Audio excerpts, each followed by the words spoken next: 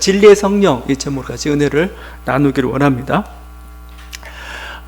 성령 그냥 성령이죠. 근데 성령의 이름이 있습니다. 뭐 별칭이라고도 할 수가 있겠고, 요한은 이름 붙이기를 좀 좋아하죠.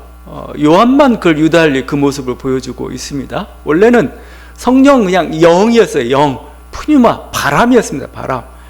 근데 이름을 붙인 게 홀리라는 단어를 하나 붙였죠. 그래서 성령이 된 겁니다. 그런데 여기에 요한은 보혜사란 이름을 붙이죠. 보혜사란 이름뿐만 아니고 오늘 말씀에서는 진리라는 단어를 붙입니다. 진리의 성령. 아마 요한복음 전체에서 만약에 하나님의 이름, 성령 하나님의 이름을 선택한다면 진리의 성령이라는 이름이 가장 적합할 것 같습니다. 성령 어떤 분이냐? 진리의 성령입니다. 근데 우리가 진리라고 할 때는 여러 가지 복잡한 어떤 그 내용보다는 일단 그 진리라는 말 자체가 더 중요하다고 제가 얘기했죠. 알레테이아에서 뭔가 감춰졌던 것, 사실은 온 세계는 그림자와 같은 겁니다. 모형과 같은 건데 거기서 진정한 실상이 드러나는 것, 이게 바로 진리라는 단어가 가지고 있는 그 뜻이에요. 그래서 여러분이 진리의 반대편에 뭐가 있느냐? 악이 있느냐? 거짓이 있느냐? 물론 그것도 반대편에 있다고 볼 수가 있죠. 오히려 악이나 거짓은 사실은 아무도 지지하지 않죠. 누가 악을 지지하고 누가 거짓을 지지합니까? 인간으로서는 그렇게 노골적으로 하는 사람들은 없습니다. 이런 표현들보다는 오히려 허상이란 단어가 더 적합합니다. 허상. 긴 것 같은데 아닌 게 있어요. 이게 우리를 힘들게 하는 건 이거예요. 아닌 건 아닌 거죠. 그건 안 쫓아가요. 아무도. 비슷해 보여요. 이걸 쫓아가면 여기에 뭔가 있을 것. 그게 비진리입니다. 이게. 그러니까 진리의 반대편은 악이 있는 게 아니고 허상이 있는 거고, 그냥 어떻게 비진리라고 표현할 수밖에 없는 그런 게 있는 거죠. 신기루 같은 겁니다. 그림자 같은 거죠. 없는 건 아닌데 열심히 달려가지만 물이 없어요. 열심히 달려가지만 우리에게 온전한 만족을 가져다 주지 못하는 그것, 그게 바로 진리의 반대편에 있는 거고, 지금 뭐요? 성령이 진리의 성령이라고 얘기할 때는 뭐예요? 나는 진짜를 가져다 준다, 그죠? 신기루가 아니고 진짜 물이다, 오아시스다 라고 말씀하고 있는 거죠. 그래서 진리의 성령이라는 말을 쓰고 있습니다. 우리가 예배와 관련해서도 이 말씀을 나누었죠. 요한복음에서 예배에 대해서 이렇게 얘기합니다. 하나님은 영이시니 예배하는 자가 영과 진리로, 예전에는 신령과 진리, 진정으로라고 했죠. 약간 오해가 많이 들어가는 번역이었는데 이거 이제 영과 진리라는 그 말로 바꿨습니다.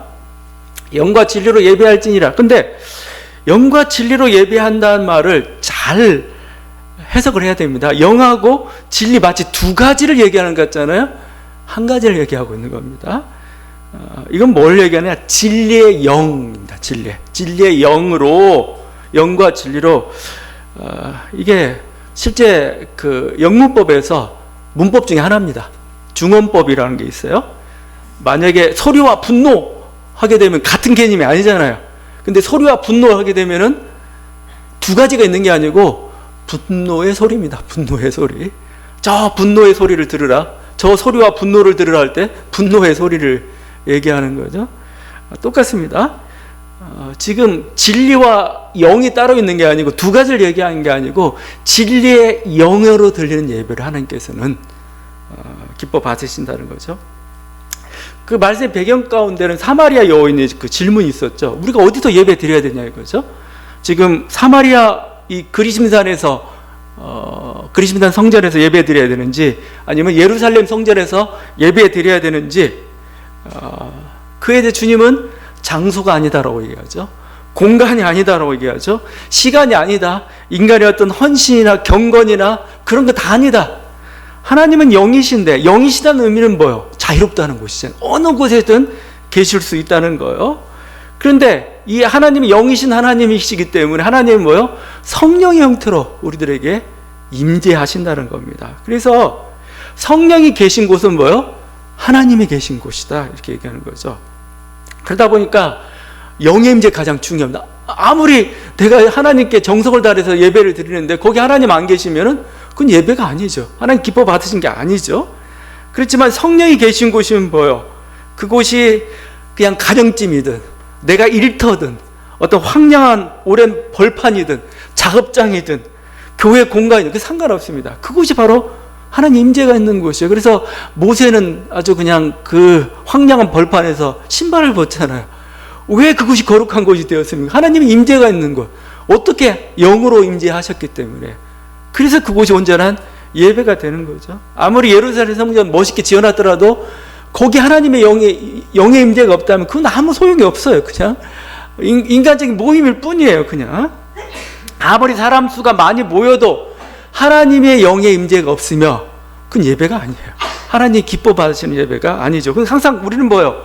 예배 드릴 때 긴장 가운데 드릴 수밖에 없어요. 왜냐하면 영의 임재가 없는 예배라는 아무 쓸모가 없다니까요. 그건 하나님의 뭔가 기뻐 받으심이 없는 거죠.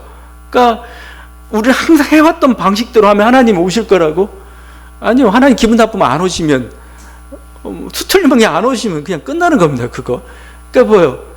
항상 영의 임재에서 긴장 가운데 제가 부름의 말을 항상 예배 때 하죠. 오시옵소서죠. 제발 오셔서 당신을 보여주시옵소서. 그래야 이게 예배가 되겠나이다 이런 거죠. 그래서 그 하나님의 그 실체를 드러내는 게 뭐예요? 그게 성령인 겁니다. 성령. 그래서 고린도 교회 같은 데서는 그 성령을 우리 성령 말이 좀 안 잡히잖아요. 은사로 나타난 거였어요. 은사를 통해서 성령이 우리 공동체에 임하시고 계시구나 하는 것을 가시적으로 알았던 거죠.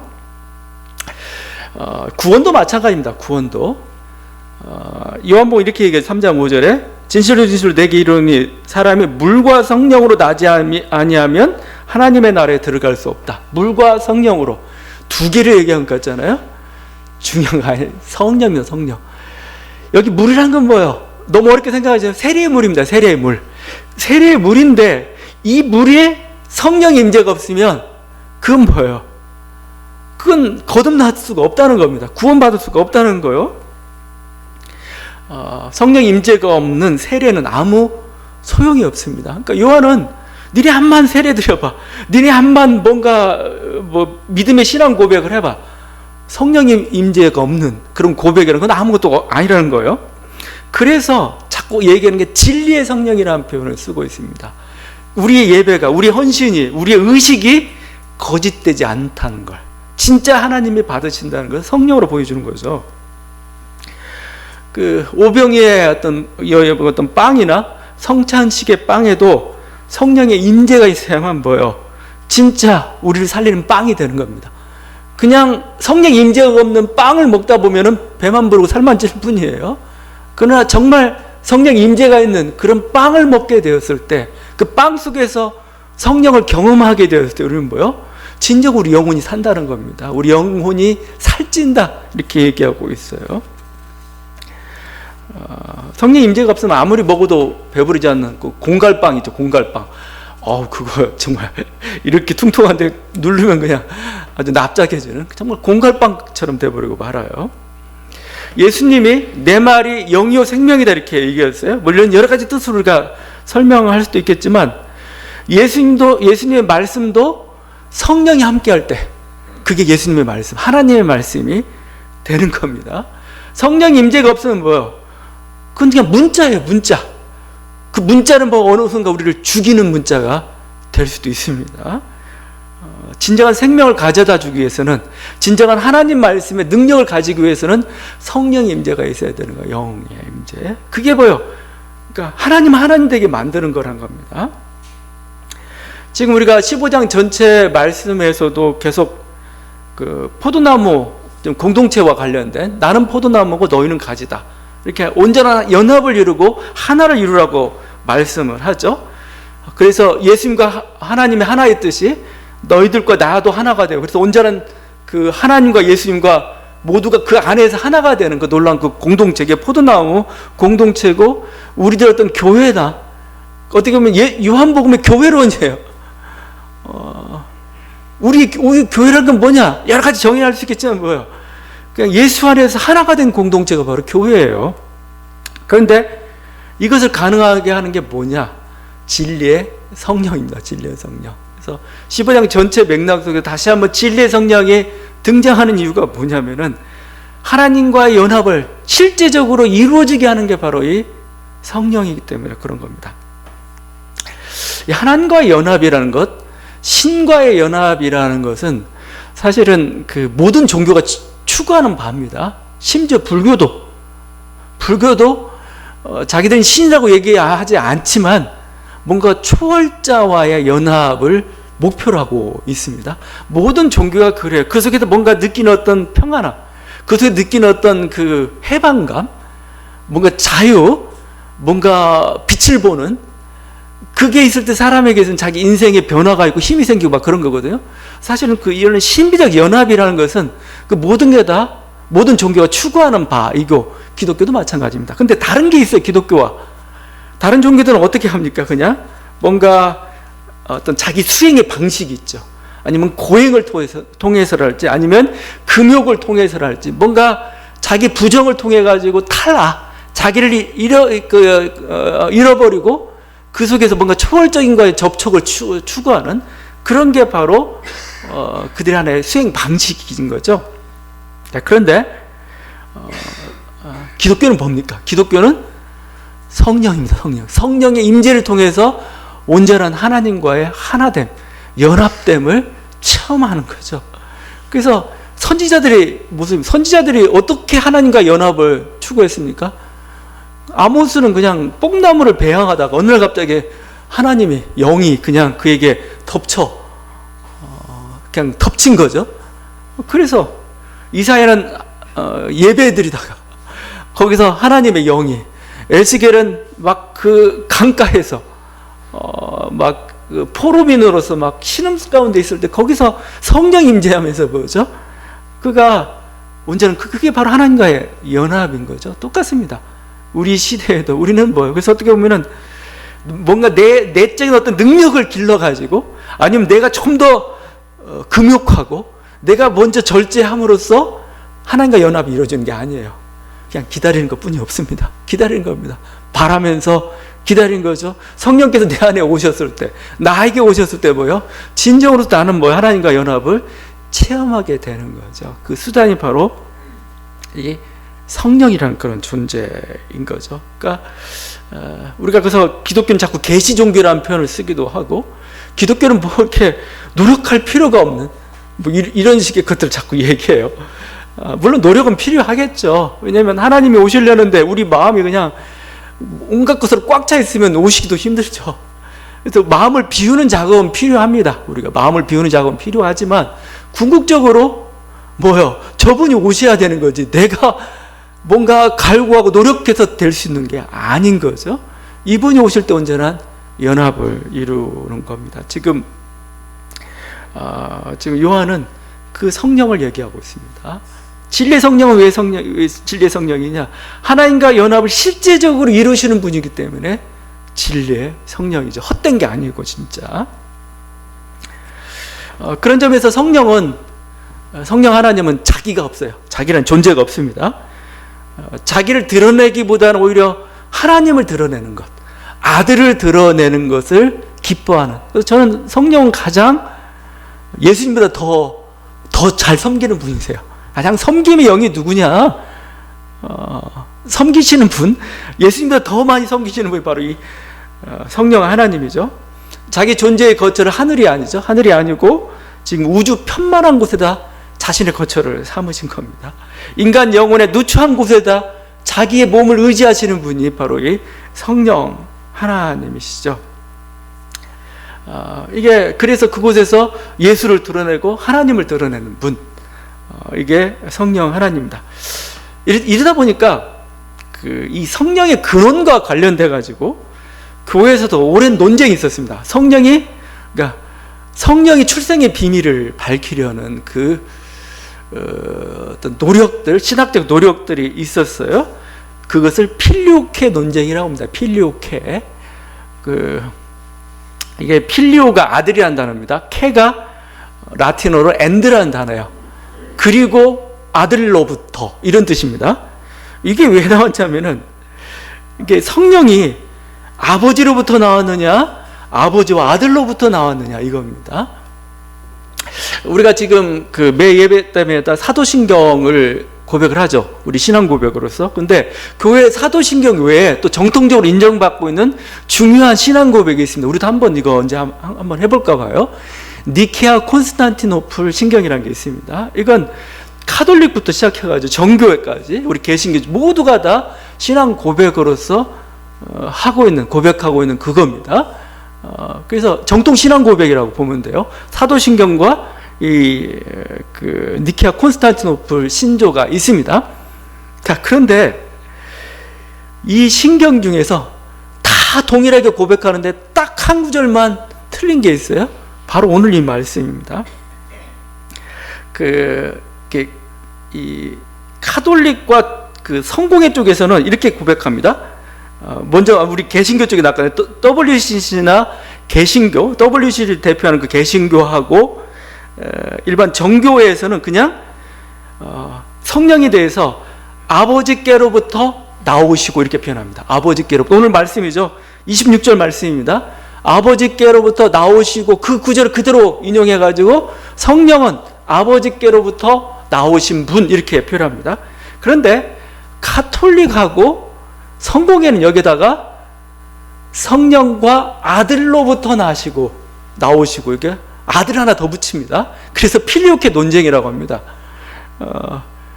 성령으로부터 아버지로부터 나오나 여러분 아버지 아들로부터 나오나 뭐 그게 그거지 이렇게 간단하게 생각할지 모르겠는데 여러분 이것 때문에 이 동방교회와 서방교회가 갈라졌어요. 우리는 니네하고 같이 못하겠다.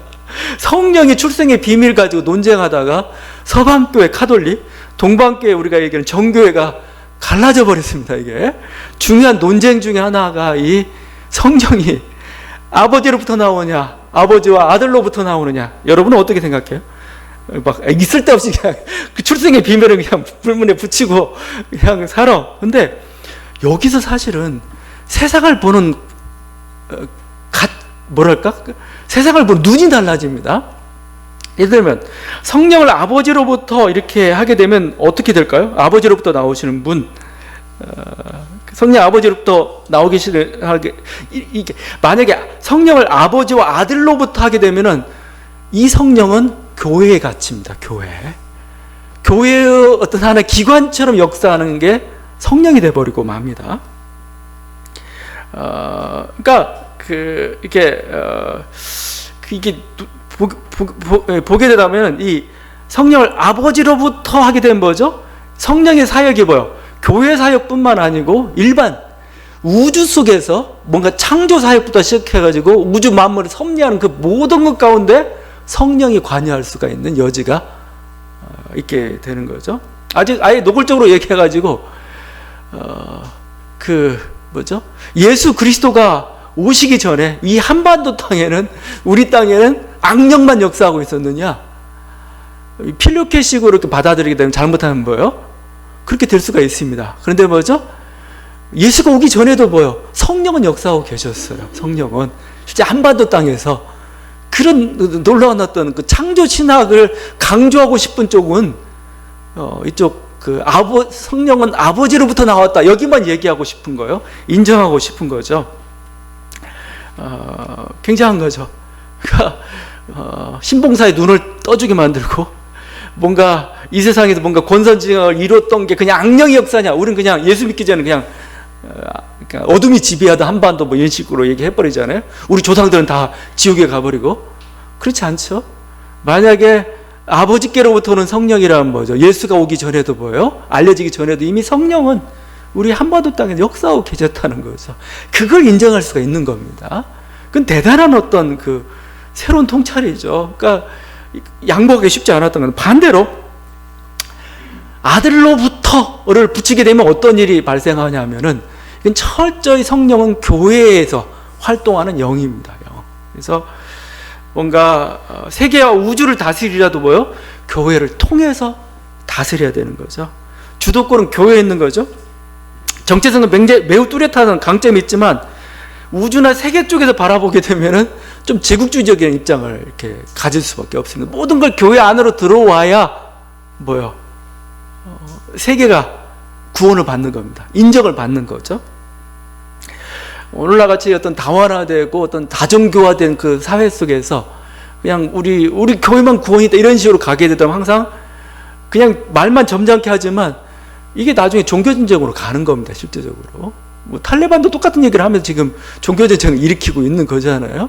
우리는 그냥 점잖게 총을 안 들었을 뿐이지 우리 이 진리를 그냥 그대로 밀어붙이겠다 하게 되면 정말 탈레반 되는 겁니다. 기독교도 똑같이. 실제 중세사회는 그렇게 해왔고.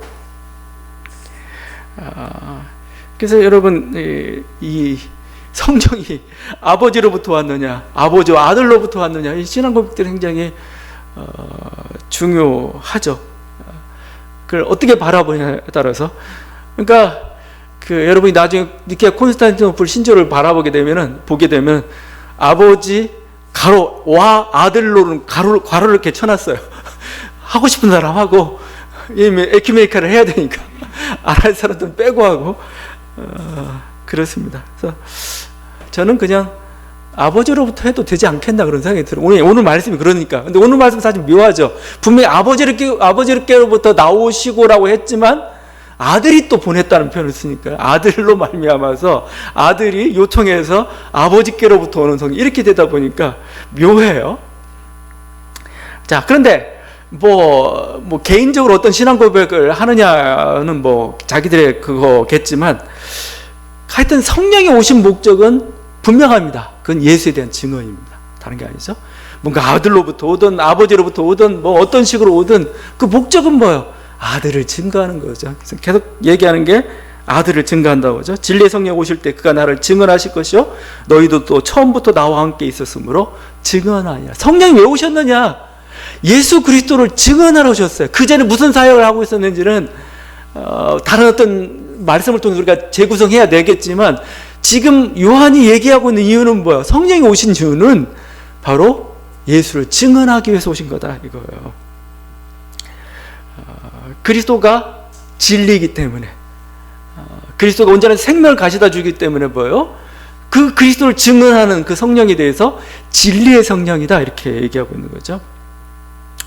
여러분이 그 성령이 왜 오셨는지 다시 한번 봐야 되는데 사도 바울은 십자가와 부활의 예수 그리스도를 전파를 했죠. 그 예수 그리스도를 믿으면 우리들 구원받는다고 얘기를 했습니다. 자, 그런데 내가 구원받았어요.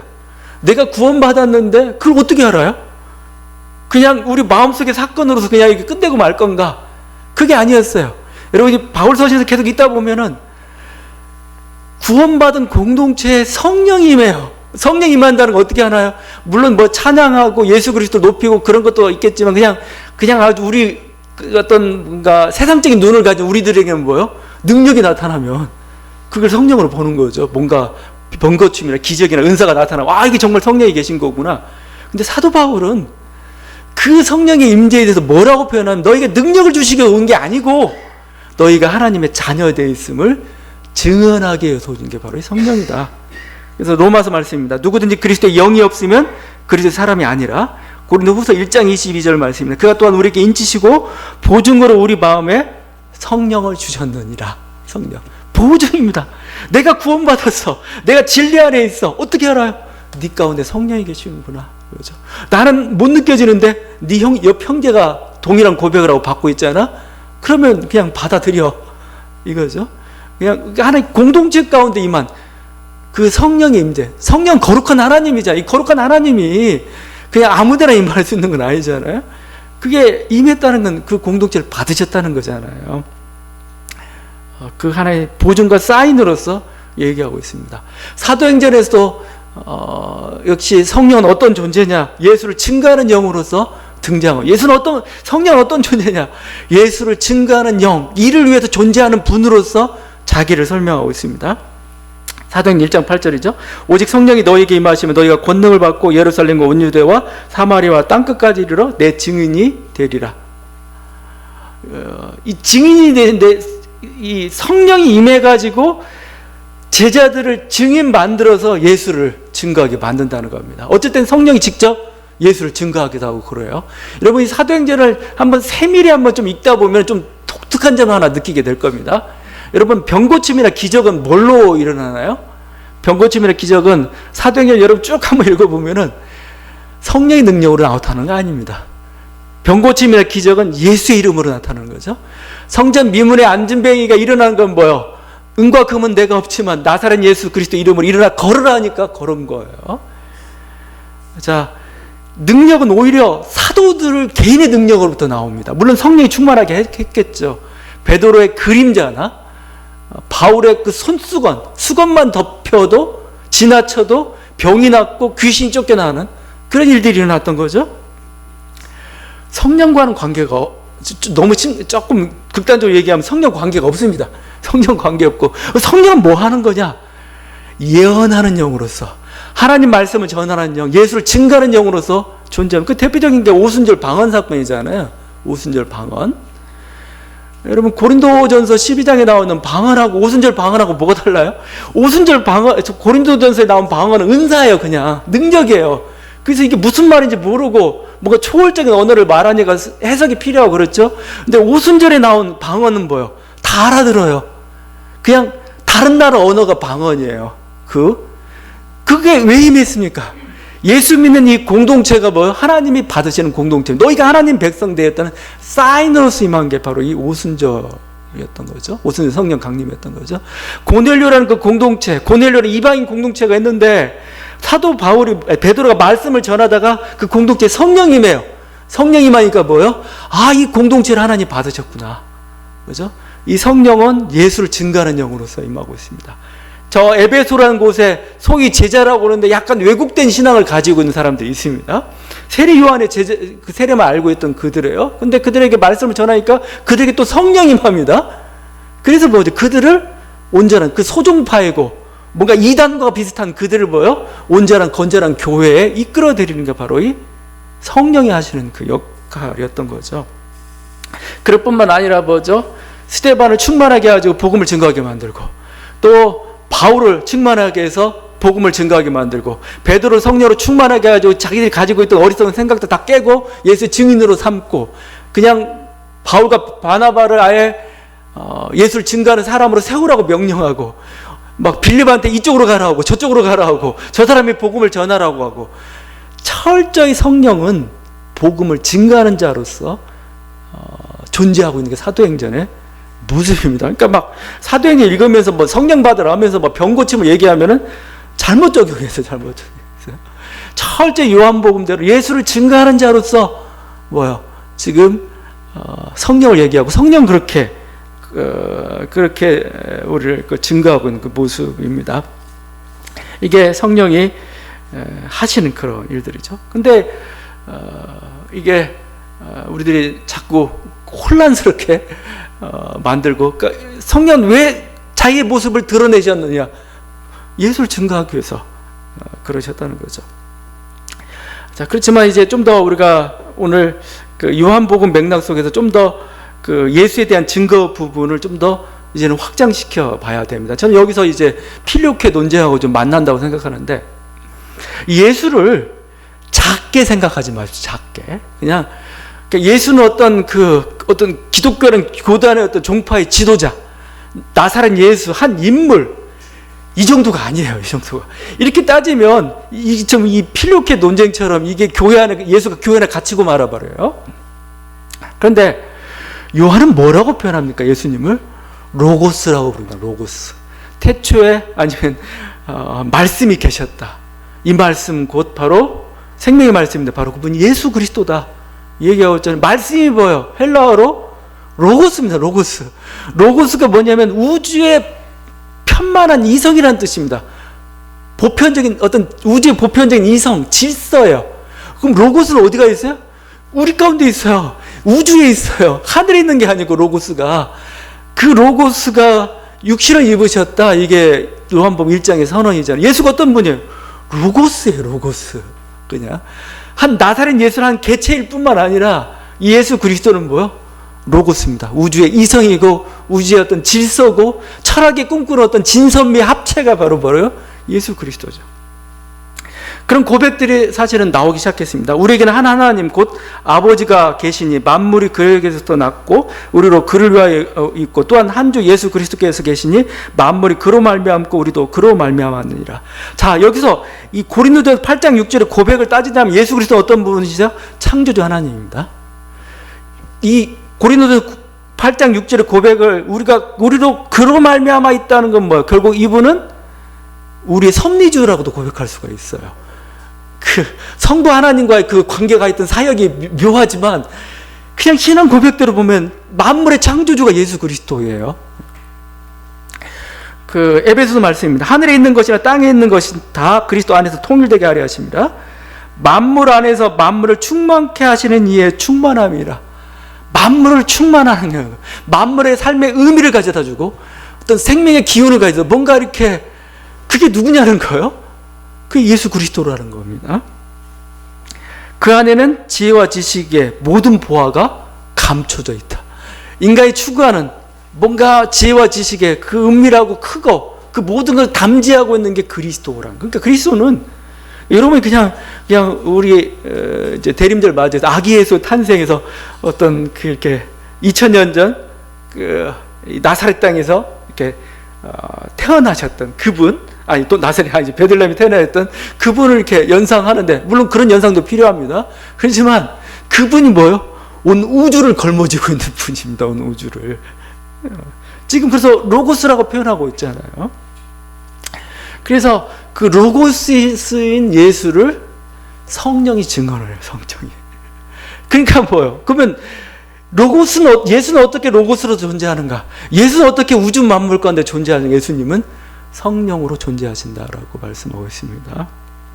우리는 그래서 십자가와 부활과 교회 안에서만 예수를 발견하는 게 아니고 이 자연 만물 안에서 뭐예요? 우리는 예수를 발견할 수가 있습니다. 예수를 찬양할 수가 있고 그 속에서 성령이 증거하는 소리를, 꽃잎 속에서, 떨어지는 낙엽 속에서, 조그만 분자한개, 조그만 그 소립자에서, 아니면 넓은 뭐죠? 블랙홀 같은 저 넓은 공간 안에서 뭐예요? 우리는 거기에서 예수 그리스도의 소리를 듣는 사람들, 성령의 증거가 거기서 나타나고 있다는 거죠.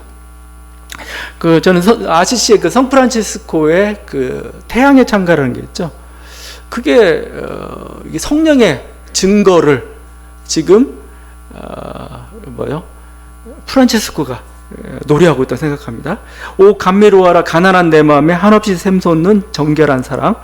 오 감미로워라 나 외롭지 않고 온 세상 만물 향기와 빛으로 피조물의 기쁨 찬미하는 여기 지극히 작은 이 몸 있음을. 오 아름다워라 저 하늘의 별들 형님인 태양과 누님인 달은.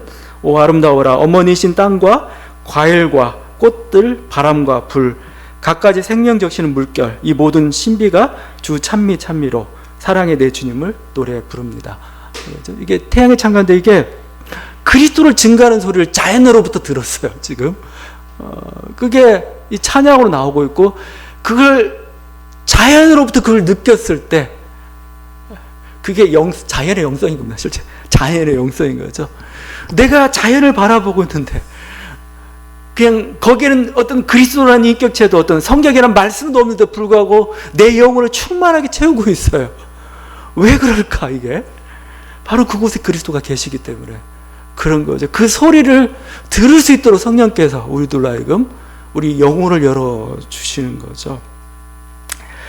그럼 다시 한번 우리 가운데 성령님이 계십니다. 그게 어떻게 보면 더 정말 우리는 든든할 수가 있어요. 왜냐하면 내 노력과 내 능력과 내 모든 걸 개발해가지고 내 영혼의 모든 세포들을 다 열어서 뭔가 그 노력으로 어떤 그 하나님을 만나야 된다면 얼마나 힘들겠어요.